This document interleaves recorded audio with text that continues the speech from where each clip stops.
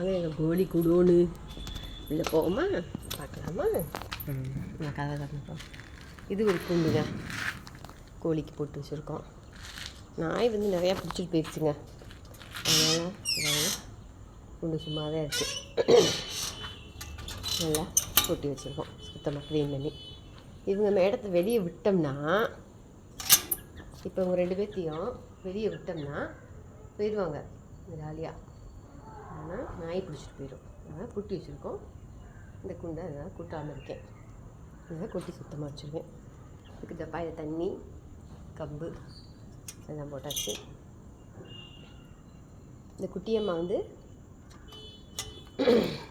32 பேர் குஞ்சில் இந்த குட்டியம்மா தப்பிச்சிட்டாங்க. இவங்க பேர் வந்து கிளிமூக்கே. கிளிமூக்கே இவன் பேர். வெளியே போக முடியாமல் தவிச்சிட்ருக்கான்.